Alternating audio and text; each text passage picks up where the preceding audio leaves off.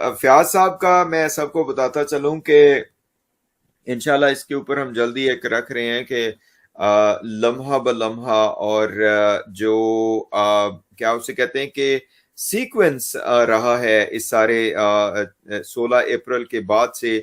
और फयाज साहब का जो इसमें एक मैं समझता हूं कि जो एक सबसे अहम रोल रहा है उस दौरान में, और जो ये कजाबा कहती फिरती थी कि क्यामत आ जाएगी, ये बच्ची वो नहीं होगी, रिकवरी नहीं होगी, जाएगी नहीं जाएगी तो 3 साल बाद जाएगी, 10 साल बाद जाएगी। तो उसमें रामे साहब ने जिस कदर पर्सनल एफर्ट्स करके ये सारा किया, और पर्सनली मैं अपना आपको बता दूं कि हम भी इस केस में फयाज साहब को देख के ही आए थे, सीधी सी बात है। बिल्कुल सही याद है बात ना है। जब आपको, जब मैंने पहली मरतबा आपको कॉल की थी और हमने शायद पहला सेशन किया था, शायद आपको पता होगा, जब आप प्लाट में थे एक जो आपके जी घर जी के सामने। जी बिल्कुल। जी सर मैंने तो इस केस को यकीन करें कि अपना एक जाती केस समझ के, जी और क्योंकि मेरी वालदा की तरफ से मुझे यही इंस्ट्रक्शन थी, जी। तो मेरी वालदा का एक बड़ा बिलीव है हम्म अहले बैत के हवाले से, और वो मजहबी खातून है, तो मुझे उन्होंने कहा कि ये आपकी एक तरह से अल्लाह ताला ने एक आपको एक ड्यूटी असाइन की है, जी तो इसमें बिल्कुल। अगर आप कोई बेहतर रोल प्ले कर सकते हैं तो वो आपकी खुशकिस्मती होगी हम्म कि आप इसमें। और फिर उन्होंने मुझे ये भी कहा कि काज़मी सादात जो हैं वो मोस्टली जालिम के हवाले से बड़ा उनके बारे में ये कहा जाता है कि उनका इस तरह का काफी मतलब उन पे जुल्म और सितम के हवाले से काज़मी सादात की एक हिस्ट्री रही है। तो जी मुझे उन्होंने इस हवाले से कहा कि अगर इसमें आप कोई रोल प्ले कर सकते हैं तो आप जरूर करें, और हम्म ये आपके लिए ऑनर की बात है कि आपको इस ड्यूटी के लिए मुंतखब किया गया। इस दुनिया में बहुत सारे लोग हैं, तो हमने तो सर बगैर किसी लालच के इसमें हर हद तक इस केस को अपना केस समझ के इसको फाइट किया। और शुरू शुरू में ये लोग ये कहते थे कि जनाब फयाज रामे साहब मामू बन जाएंगे। हम्म आपने ये फिक्रा भी डॉक्टर साहब सुना होगा बिल्कुल ऐसे कि ही, मुझे पता ये है। जो कानून बच्ची है जी। इसके बच्चे हो जाएंगे और वो फयाज साहब को मामू बोलेंगे तब बच्ची वापस होगी। हम्म तो इस हवाले से बहुत ज्यादा इन्होंने उस वक्त बड़ी तस्दीक की थी। हम्म मैंने एक लीगल नोटिस भेजा जिन्होंने अपनी कम्युनिटी पे लगा के उसका भी मजाक उड़ाया। उस हम्म वक्त जो सबसे बड़ा गोल इस केस में था वो बच्ची को जब इतना बड़ा गैंग लेके हम्म फरार हो गया था और उसका कोई पता नहीं था कि वो कैसे वापस मिलेगी कहाँ गया है। और कहाँ गया, और उसका कोई सुराग नहीं था। हम किसी थाने में जाते थे, इवन के सर मैंने जज साहब से पूछा जब लाहौर में 164 का स्टेटमेंट जिसने रिकॉर्ड किया था, तो मैंने कहा सर आपने कस्टडी बंदे को दी है तो लाएं किधर है बच्ची।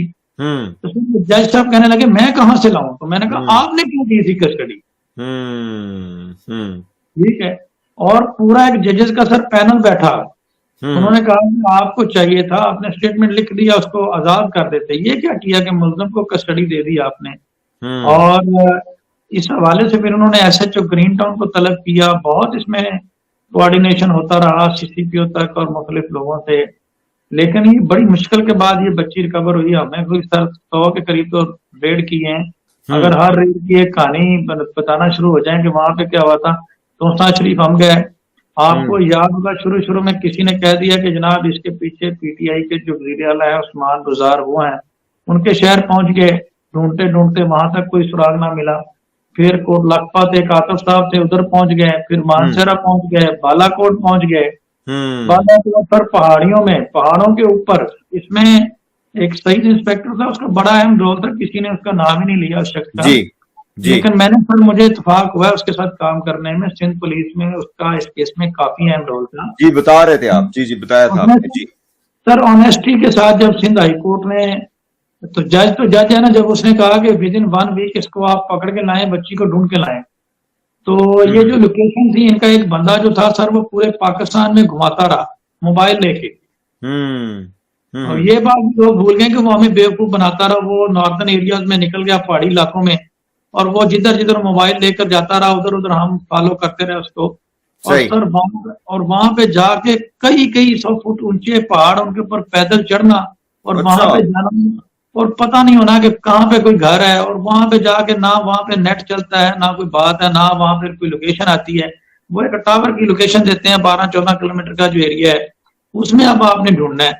उसमें सईद साहब और मैं, यकीन करें सईद जो है स्पेसिफिकली, उसने पहाड़ों की कोई जगह नहीं छोड़ी। वाह। ठीक है। अच्छा। फिर किसी ने, सर यकीन करें कि 2-2 3-3 गाड़ियां, और पहाड़ों में इतना जलील हुए हैं कि तंग आ गए कि अब कहां से ढूंढे। अल्लाह यकीन, अकबर। सईद साहब के पांव जो थे वो सूज गए और कहने लगे कि यार अब अदालत तो कह रही है बच्ची को पकड़ के लाएं, तो रामे साहब आप तो आई विटनेस है, मैं क्या करूं।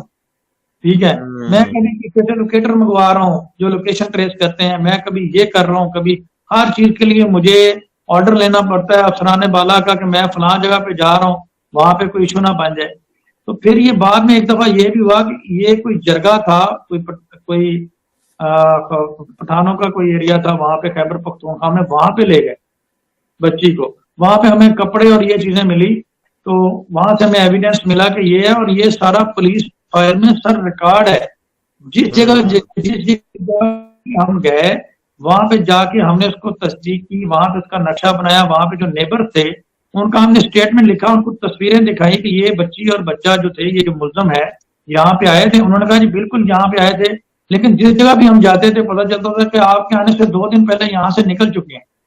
ठीक है। हम्म। फिर वो कैरी डब्बा और इस तरह की चीजें, फिर वो जो वसीम है, एक वकील था जिनका हम्म। सूरतकार था, वो भी इस मामले में पूरा इन्वॉल्व रहा, और जब हम्म। उसके घर हम पहुंचे तो उसने अपने क्लर्क को देकर आगे फरार कर दिया कैरी डब्बे में। हम्म। किस्म की ये गाड़ियां, और एक स्टेज पे मैं ऑनेस्टली बात आपको डॉक्टर साहब बताऊं कि मैं खुद ये फील करता था जब मैंने सईद साहब को पहाड़ों में जलील होते देखा ना, मैंने कहा ये बच्ची नहीं मिल रही। मैं ऑनेस्टली बात, मीडिया पे हम ये कहते थे कि हम रिकवर करेंगे, लेकिन ऑनेस्टली बात है एक स्टेज पे हम बड़े मायूस भी हुए कि लगता है ये बच्ची जो है वो ये आउट ऑफ अफगानिस्तान ये स्मगल कर चुके हैं, हमें नहीं मिलेगी। क्योंकि हम एयरपोर्ट सर हमने चेक किए, ये तो स्ट्रगल एयरपोर्ट चेक किए, पता लगा जी पासपोर्ट नहीं बना। सिंध हाई कोर्ट ने, आपको याद होगा, बॉर्डर टू बॉर्डर निगरानी के लिए कहा था। क्यों कहा था? क्या जज साहब को ख्वाब आ गया था? नहीं सर, हमने वो सारी स्ट्रगल अदालत को बताई थी। वो जो इंस्पेक्टर था उसने कहा सर मेरे पास मेरी एफर्ट्स के कुछ प्रूफ है। उन्होंने कहा लाओ प्रूफ किधर है, तुमने क्या किया है, क्या तुम्हारी प्रोग्रेस है। उसने फिर अपनी सारी प्रोग्रेस अदालत के सामने रखी कि सर मैं ये जगह विजिट कर चुका हूँ और ये तमाम एयरपोर्ट चेक कर चुका हूँ, बच्ची आउट ऑफ कंट्री जो है वो पासपोर्ट पे तो नहीं गई, अब ये बाई रोड ना ले जाए। तो इसलिए अदालत ने कहा कि FIA जो है वो बॉर्डर टू बॉर्डर ये निगरानी करे कि बच्ची को एक्सपोर्ट ना कर दें वहां। तो ये इस तरह से करके, और इसमें फिर लाहौर में एक SP इमरान कश्मीर साहब होते थे, उनका बहुत जोर था, और उन्होंने जो इन्वेस्टिगेशन की सर, उन्होंने इवन के मुझे भी नहीं बताया। वो इतने सिक्योर थे, मैंने जब भी उनसे पूछा कि सर कोई सुराग मिला है, डेफिनेटली हम बहुत टेंस होते थे, हम पूछते थे, मैं डेली उनको 10-10, 20-20 मैसेज किया करता था, तो वो मुझे ये कहते थे wait brother we are very close, we are very close. ठीक है। फिर जब उन्होंने चिश्तियां से कोऑर्डिनेशन करके बच्ची को रिकवर किया तो मैंने उनको बड़ा अप्रिशिएट किया। मैंने कहा सर आपने ऐसा माजरत वजह से आपको नहीं बताया था कि इन्फॉर्मेशन लीक ना हो जाए। फियाज भाई, इसका मतलब है कि आपने माशाल्लाह ये बहुत अच्छा आपने एक्सप्लेन किया, we really appreciate your effort.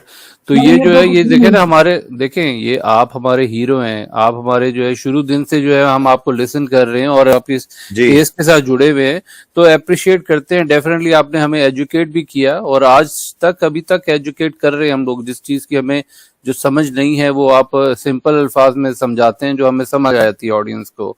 और दूसरा ये जो आप अपना पूरी एक वो बता रहे हैं, एक जो आप पे भी गुजरी और पूरा एक जो है वो टाइम आपने गुजारा। अब बातें हो रही है तो मैं आपको बताऊं, हम मानसर एक जगह पे गए तो वहां पे जहीर के कपड़े और ये कमिश्नर मलबिया के कपड़े हमें मिले, और वहां पे सब ड्रग इंजेक्शन मिले जिसकी तस्वीरें मेरे पास मौजूद है। ठीक है। अच्छा। तो मेरा एक सवाल है, सॉरी फैयाज भाई, वो जो सईद है ना इंस्पेक्टर, वो वाला सईद बहुत अच्छा था। मेरी आवाज आ रही है फैयाज भाई? जी डॉक्टर साहब मैं आपको बता रहा हूँ, हेलो, हमें इस तरह की चीजें, और ये आ रही है मिस रिजवी, आपकी आवाज आ रही है जी, बात कीजिए। सॉरी, एक सवाल, बस एक सवाल है सिर्फ कि जो सईद था वो अच्छा वाला सईद था, सईद गन नहीं था, तो उसको क्यों नहीं इन्होंने प्रमोशन दी अभी तक, जिसने क्या रियल में एविडेंसेस कलेक्ट किए मेहनत करके? उससे क्या हुआ कि सईद ने जब बहुत, सईद को मैं इसलिए कहता हूं कि सईद और SSP जुबैर नजीर शुरू में हम उनको बड़ा गलत समझते थे। मैं ऑनेस्टली मैं कहता था यार ये कोई बंदा काम ही नहीं करता, क्योंकि हमारे जज्बात ऐसे होते थे। हम कहते थे ये फिलफौर काम हो जाए। वहां पे पल पल में सिचुएशन बदलती थी और मुझे लगता था कि सईद को 24 घंटे मेरे साथ रहना चाहिए, ठीक है, हाँ बाद में अपडेट करना चाहिए। लेकिन जब ये एसएसपी जुबैर नजीर और ये दो लोग जो थे इन्होंने बड़ा उसमें कोऑर्डिनेशन किया। अच्छा, जब ये शौकत शानी और ये लोग आए तब हमें रियलाइज हुआ कि यार वो तो बहुत बेहतर थे, बहुत बेहतर थे। वो सही हमें बात। अपडेट करते थे। जहां उसने जाना होता था वो कहता था रामे साहब पहुंच जाए, आप ही देख ले मैं वर्क कर रहा हूँ कि नहीं कर रहा।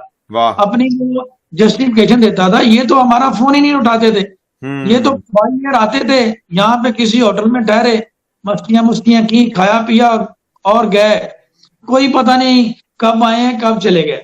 सर इन्होंने तो हमारा कोई फोन ही नहीं उठाया। और जब मैं इस जगह पे हम गए वहां से हमें ड्रग इंजेक्शन मिले और बहुत सारी नाजेबा चीजें मिली। मैं अब आपको क्या बताऊं। तो सईद साहब ने वो वीडियो सर बनाई ये और मैं आपसे सवाल पूछूंगा यहाँ पे, उन इंजेक्शंस का फोरेंसिक्स करवाया गया, उनका कुछ ना कुछ किसी तरीके से उनको जो है रिकवर किया गया?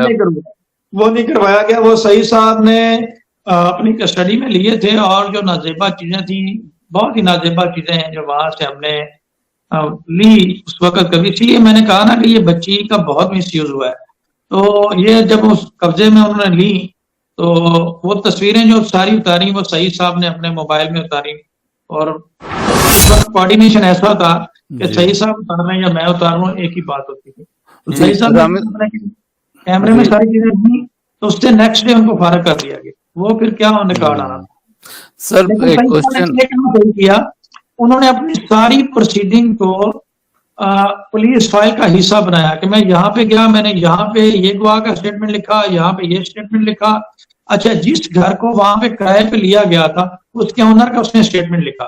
फिर वहां पे जो नेबर थे उसका स्टेटमेंट लिखा।